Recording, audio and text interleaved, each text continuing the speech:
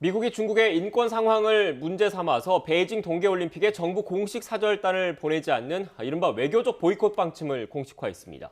각국의 반응이 주목되는 가운데 중국은 대응 조치에 나서겠다면서 반발하고 있습니다. 중국이 어떻게 대응하게 될지, 또 우리나라는 어떻게 해야 하는지 중국 베이징 연결해서 조금 더 자세히 알아보겠습니다. 강성웅 특파원. 네, 베이징입니다. 네, 중국이 거세게 반발하고 있는데 추가로 나온 입장이 있습니까? 네, 백악관의 발표 이후 밤새 미국 주재 중국 대사관에서 이 대변인 명의의 비난 성명을 발표했습니다. 한마디로 미국의 결정은 올림픽 정신을 왜곡하는 정치적 술수다, 이런 내용입니다. 아울러 미국의 외교사절단이 불참을 한다 해도 베이징 올림픽의 성공에는 영향을 주지 않을 거다, 이렇게 밝혔습니다. 앞서 어제 중국 외교부가 이 미국의 베이징 올림픽 외교적 보이콧에 대해 단호한 대응 조치를 취할 거다라고 이렇게 미리 예고를 했습니다. 그동안 중국이 외국 사절단을 많이 초청할 생각이 없다면서 보이콧 움직임을 애써 무시를 해왔는데, 이런 점을 감안하면 예상보다는 좀 더 강한 반발이 나온 것 같습니다. 네, 강성욱 특파원. 그렇다면 중국이 앞으로 어떻게 대응하겠다는 겁니까?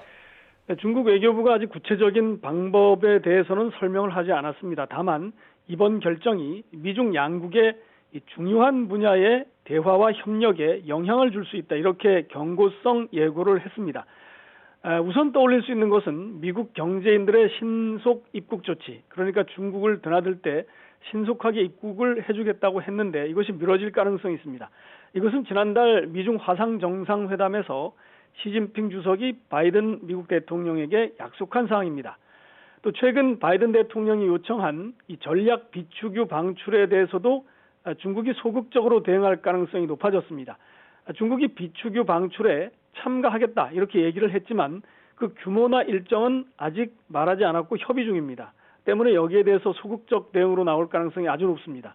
또 미국산 천연가스의 수입과 보잉사 항공기를 포함한 미국산 제품의 수입도 지연시킬지, 이 부분도 관심입니다.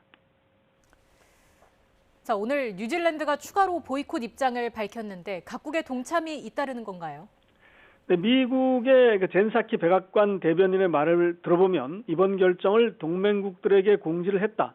그렇지만 결정은 각국에 맡겨놨다, 이렇게 말을 했습니다. 그런데 이런 상황에서 오늘 뉴질랜드가 부총리가 직접 이렇게 얘기했습니다. 베이징 올림픽에 뉴질랜드는 장관급 대표단을 파견하지 않기로 했다. 일종의 보이콧을 선언한 겁니다.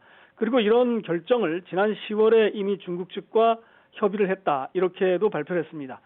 자, 이제 영국과 일본, 호주 같은 나라가 동참할지 여부가 관심인데 아직 공식 입장들은 나오지 않고 있습니다. 독일과 프랑스 같은 이 유럽 국가들도 미국의 동맹국이고 또 신장 인권 문제에 대해서 반복적으로 비난을 해왔기 때문에 동참 가능성이 있습니다. 특히 최근 중국의 테니스 스타죠, 펑사이의 이른바 미투 폭로 사건이 터지면서 이 유럽 지역에서는 외교적 보이콧의 분위기가 조금씩 더 높아지고 있는 상황입니다.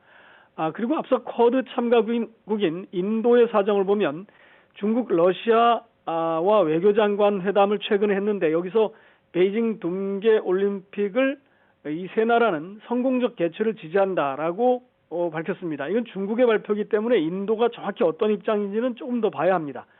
그리고 주요 국가 가운데 러시아의 푸틴 대통령이 개막식 참석 의사를 공개적으로 밝혔습니다. 그럼 우리나라는 어떤 입장입니까? 우리 정부 입장은 아직 미정인 것 같습니다. 중국은 그런데 한국이 베이징 올림픽의 성공적 개최를 지지한다, 이렇게 발표를 한 적이 있습니다.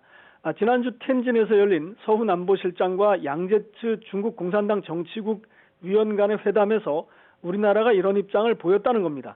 그런데 당시 우리 정부의 발표문에는 이 베이징 올림픽과 관련된 내용은 빠져 있습니다. 아마도 상대국의 중요 행사이니까 의례적으로 어떤 대화를 한 것 같은데 우리 정부도 앞으로 공식 입장을 정해야 할 것 같습니다.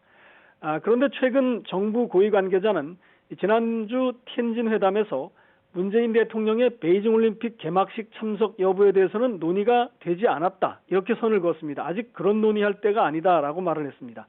아울러 종전 선언에 대해서도 원론적인 논의에 그쳤다고 말을 했는데요. 이 한반도 평화를 진전시키기 위해서 베이징 동계올림픽을 활용하려던 우리 정부의 구상은 현재 동력이 매우 약해진 상태입니다.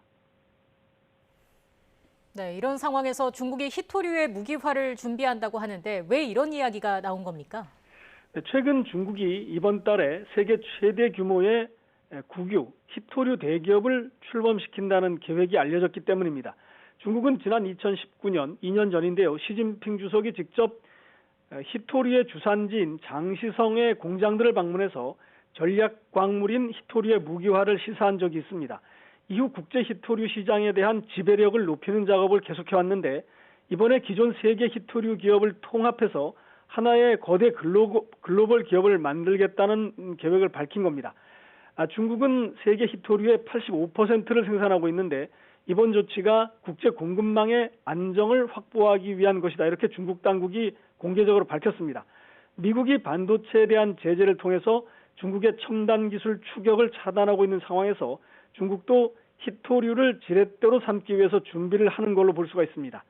우리나라의 경우 히토류의 일종인 영구자석, 이 영구자석은 86%를 중국에서 수입하고 있습니다. 또 다른 히토류들도 대부분 중국 아니면 일본에 의존하고 있는 상황입니다.